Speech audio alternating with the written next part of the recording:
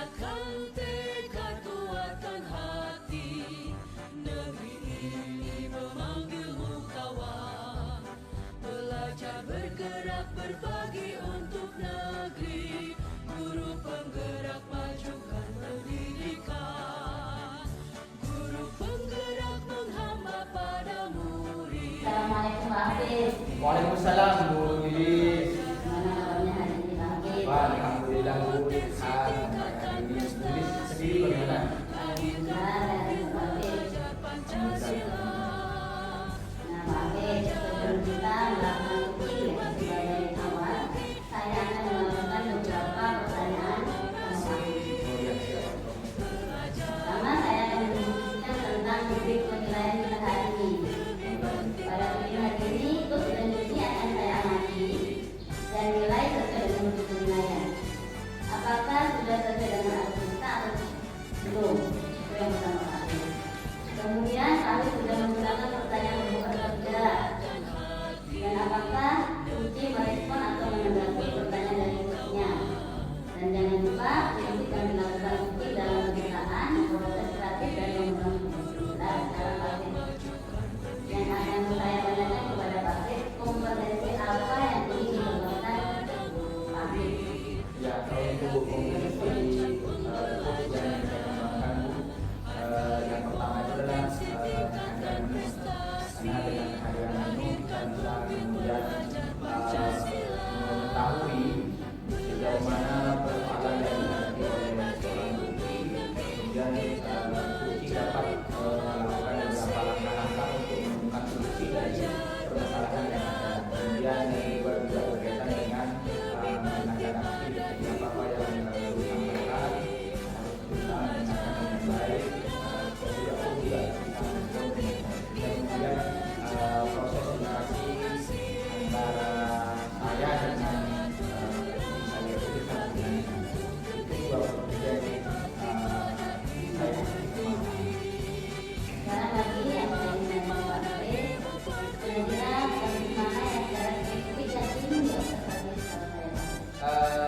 Spesifik sebetulnya saya pada mendengarkan secara aktif, jadi mendengarkan dengan baik apa saja yang disampaikan oleh ibu saya, ya termasuk nanti ibu bisa melakukan observasi atau pengamatan terhadap saya dari mulai proses awal sampai nanti proses akhir. Jadi nanti saya mohon untuk kemudian observasi dari awal sampai akhir berkaitan dengan kompetensi yang akan saya kembangkan. Nah, pertanyaan lain Pak Hafiz, kira-kira indikator yang bagaimana yang diinginkan oleh Pak Hafiz dalam proses perselisihan? Saya berharap nanti ketika proses bukti itu antara saya dengan bukti yang tersebut saya sudah ikut dan kemudian bukti nanti buktinya yang kemudian melakukan proses bukti itu kemudian ada sanksi yang aktif sehingga kemudian ada persoalan yang disampaikan kemudian sama-sama diidentifikasi bersama-sama kemudian bukti bisa menemukan beberapa solusi-solusi atau langkah-langkah yang bisa diambil untuk kemudian menyelesaikan persoalan yang ada. Itu yang kemudian saya tanamkan.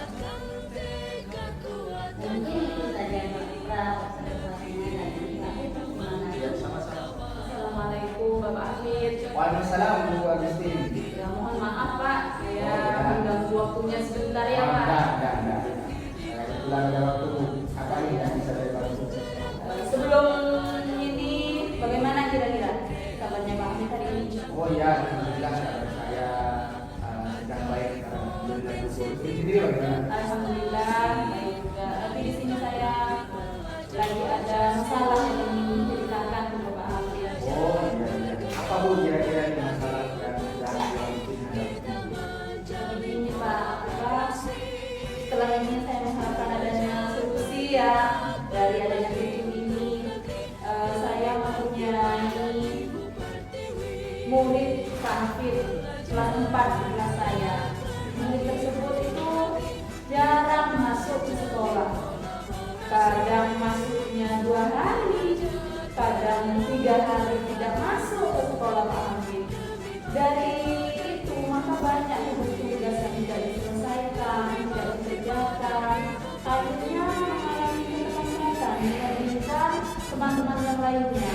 Padahal murid tersebut sudah kelas 6 kan, yang sebentar lagi akan melaksanakan ujian akhir kan ya.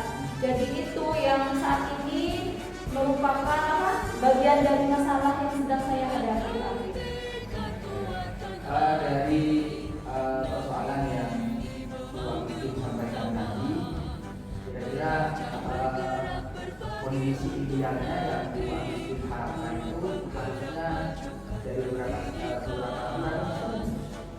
delapan siswa itu kira-kira harusnya bagaimana kondisi ideal yang menurut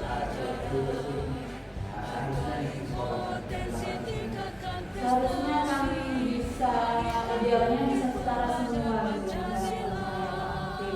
Jadi seharusnya murid itu kan mempunyai kesadaran diri lah istilahnya, idealnya ya gitu kan ya, yang diharapkan semua gitu.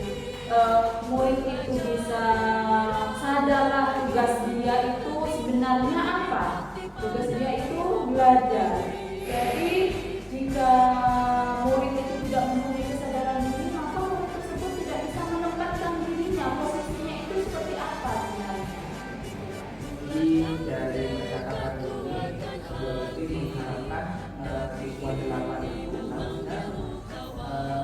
harusnya ada di, kalau saat ini sebelumnya ada di posisi 5, bisa meningkat ke posisi 8 lah istilahnya. Ada kesesuaian antara semua murid. teman-temannya. Iya Pak. Ya kalau boleh tahu tadi kan siswanya jarang masuk. Iya. Kalau yang sudah berjalan selama ini yang apa kira-kira yang menyebabkan mereka itu jarang masuk? Saya begini Pak, sempat memanggil anak itu. Saya mengajak dia bicara. Kalau dipanggil di ruang kelas, dia malu dan menjawab. Saya mengajak dia berbicara secara empat mata dan saya menanyakan, kenapa kok sering tidak masuk? Kenapa kamu kok sering tidak masuk? Dia hanya menjawab, saya bangun kesiangan Bu, gitu Pak. Saya juga tanya, apakah orang tua kamu tahu kalau kamu sering tidak masuk di sekolah? Itu kan Pak Afif. Jadi saya menanyakan, setelah saya menanyakan apakah orang tua kamu tahu kalau kamu sering tidak masuk, anak tersebut bilang tidak tahu Bu, orang tua saya kalau saya setiap harinya jarang masuk. Kok bisa orang tua kamu tidak tahu? Saya menanyakan seperti itu Pak Afif. Ternyata setelah saya mencari tahu jawabannya, dia hanya tinggal bersama bapaknya. Orang tua ibunya sudah meninggal dan orang tuanya bapaknya itu bekerja keluar kota. Dia itu bapaknya bekerja keluar kota sebagai supir truk bahan bangunan gitu. Jadi kadang seminggu ada di luar kota. Jadi bapak orang tuanya itu tidak tahu kalau anak itu sering tidak masuk. Jadi saya menanyakan kepada anak itu, apakah kira-kira kamu bisa kalau kamu nanti lagi ke sekolah, apa yang ingin kamu lakukan agar kamu bisa lagi ke sekolah begitu saya. Karena saya tahu kondisi orang tua itu, kondisi suasana di rumah itu sangat mempengaruhi anak itu. Jadi anak itu saya kasih pengertian, ya Bu, saya ingin mencoba memperbaiki, mungkin dibangun lagi seperti itu adanya. Jadi saya ajak bicara. Dari beberapa faktor yang ditemukan tadi, ada nggak kira-kira faktor lain yang kemudian dihadapi oleh 8 anak itu yang menyebabkan mereka itu jarang ke sekolah? Sebenarnya gini Pak Afif, yang terjadi di kelas saya itu bukan semua anak tidak masuk atau jarang masuk, tapi hanya satu anak itu yang Spesifik satu anak itu yang jarang masuk. Setelah saya memanggil beberapa minggu yang lalu, anak itu mulai lagi. Mungkin sudah ada kesimpulan lebih lanjut, tapi berselang 2 minggu itu berbeda. Malah anak itu iya seperti itu Pak. Iya, untuk selama ini ya ada mungkin di depannya juga anak-anak itu misalnya konsisten kan sudah pernah Iya, nanti iya. di depannya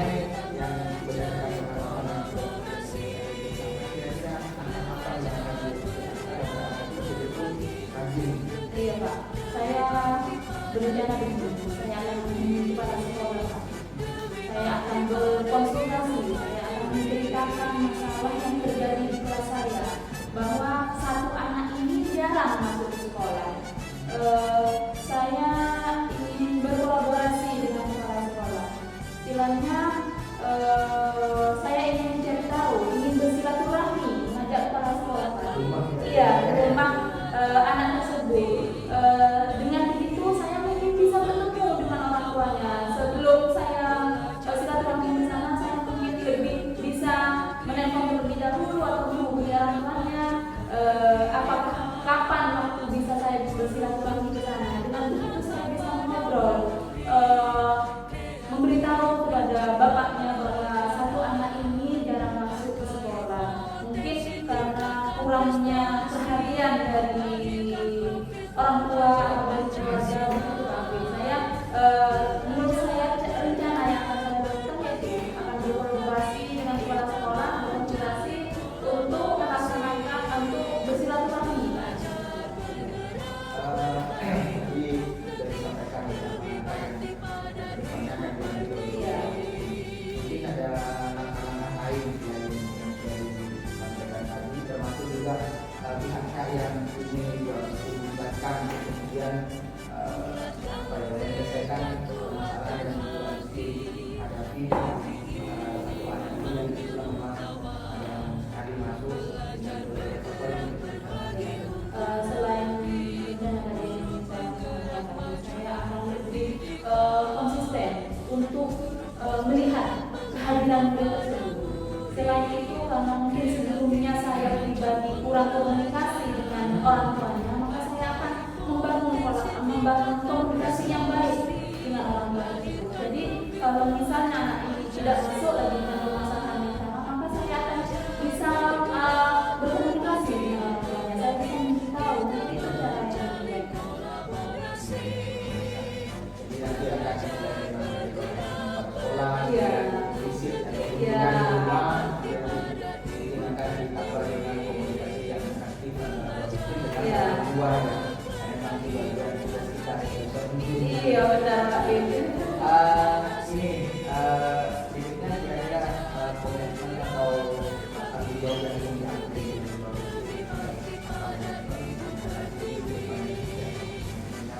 karena ini benar-benar bisa kemudian setara lagi dengan teman-teman yang sudah diharapkan.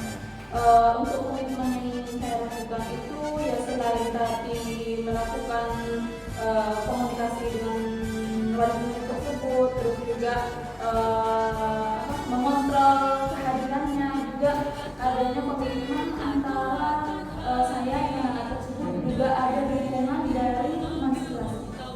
Dengan begitu, ketika ada dukungan dari saya, orang tua dan juga teman sekelas, mungkin anak itu akan lebih betah. Karena saya mengira anak itu jarang masuk karena ada hal yang tidak nyaman di kelasnya. Dengan adanya dukungan dari teman sekelasnya, maka komitmen itu yang ingin saya bangun. Iya, bersama anak.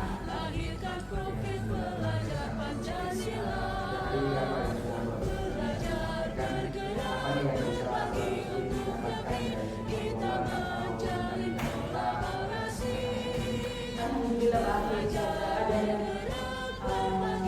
berbincang-bincang ini saya lebih merasa lega karena memang permasalahan itu mungkin kalau murid rajin tapi tidak bisa setara dengan murid masih ada solusi yang lebih gampang. Tapi dengan iya kalau muridnya tidak ada itu kan sulit gitu kan ya. Tapi alhamdulillah dengan ini, dengan adanya catatan ini saya mendapatkan solusi yang juga timbul. Saya dapat berpikir dengan adanya beberapa pertanyaan dari Pak Hafiz tadi, saya berpikir, oh iya ya saya harusnya seperti ini, saya harusnya begini.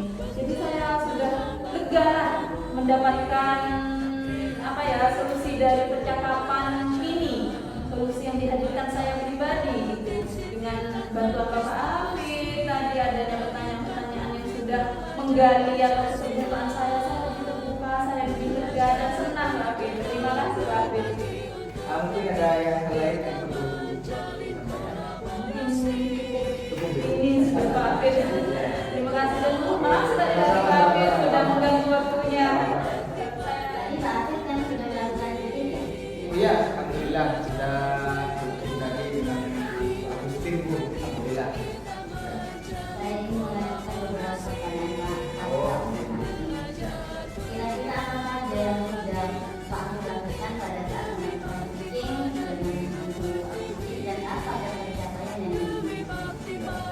Ya, alhamdulillah saya tadi sudah coaching dengan Iris dan seperti biasa jadi dalam proses coaching itu saya mencoba untuk melakukan percakapan sesuai dengan analisis saya, dimulai dari tujuan, kemudian identifikasi, kemudian rencana aksi dan komitmen. Alhamdulillah semuanya Bu Agustin bisa bercerita dengan sangat terbuka, kemudian menemukan beberapa langkah-langkah sebagai solusi terhadap persoalan yang Bu Agustin hadapi.